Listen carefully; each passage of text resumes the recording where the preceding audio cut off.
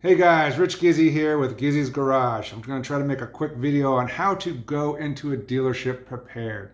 I work for a dealership for my full-time job, and I see people come in unprepared, not knowing what they want, not knowing their budget, and not knowing how much their trade's worth. So here are a few key things. Research. Do research. Um, Research on your trade especially. Go to KBB, plug in your car, the mileage, and fair. Your car is not going to be excellent condition. We mark all of our cars in fair condition. So maybe good every once in a while, but go with fair. You want to get the lowest number you can on KBB, just so you don't get um, surprised when you get a number from the dealership. I guarantee you the number you have in your head is going to be higher than what the dealership gives you. So be prepared for that. The more you can be prepared, the more you don't get pissed and waste everybody's time. Do some research on your trade. And that goes if you have modifications on your car, if you have whatever, different rims, a turbo, if it's a truck, you have a lift kit, the dealership doesn't care about the mods. So don't think you're gonna get extra money for all these modifications you've done to your car. If you did 10, 15 grand worth of modifications, sell it third party. Never bring it in for a trade because you're not going to get anything. The dealership wants cars that they can resell to everybody. And it means also warranty problems. If you did something to your car that affects the warranty, we don't want that. So research that and no mods. Better having no mods. I can't even talk. You shouldn't have mods if you want to trade in your car. I mean, you can, but you're not going to get your money worth. All right, selection. Here's another one. Come into the dealership, wanting to test drive maybe one, possibly two cars, but you shouldn't be test driving a whole range of cars. You should already have that narrowed down. I don't know. I can't tell you how many people test drive 3 and 4 and 5 cars, and you're wasting the salesperson's time and your own time. Do some research. To tell you the truth, I have not test drove a new car in probably 15 years. Used cars a different story. Yes, you want to test drive a used car, but to me, I do more research on YouTube, so I know what the car is going to be like. I don't need to test drive it. Maybe between like a Honda CRV and a RAV4, I want to see what one sounds better inside with noise. I don't know, but I have yet to test drive a new car. Budget. Here's another big one. If you have a $35,000 budget, do not look at $45,000 cars.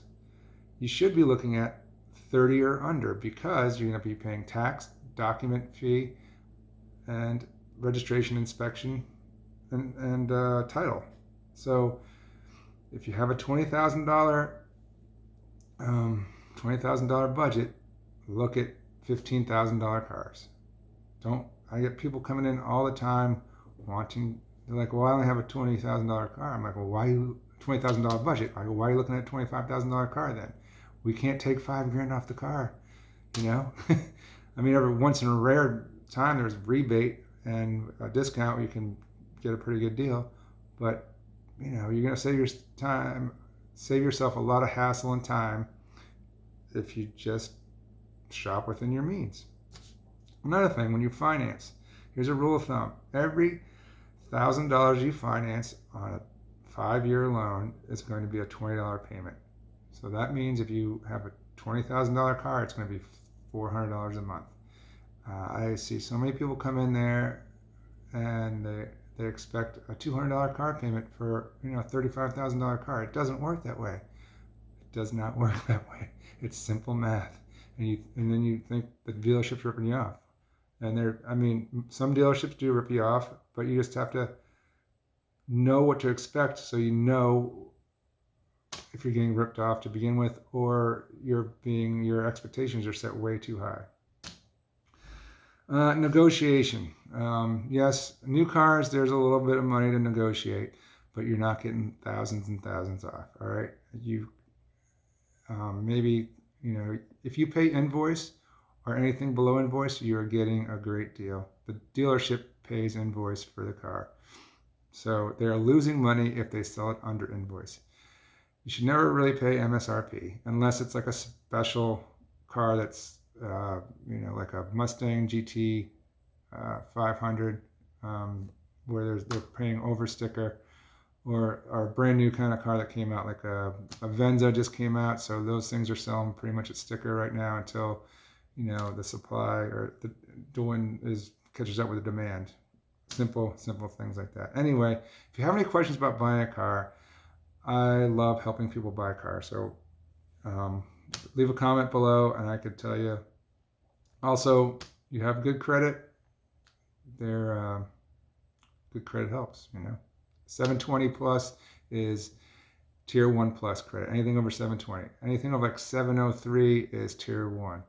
So if you come rocking in there with a 650 credit score, you're gonna be paying a little bit more interest than everybody else. Just know that.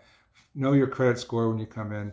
Don't be shocked and go, oh my God, I didn't know. You should have researched that already. I rarely go into a dealership unless I know when I'm already buying. I already negotiated the price before I even got there. So most of the time, people make the dealership experience worse, more hard than they have to. It all comes down to knowing what you want, knowing how much your trade is, setting expectations, and that's it.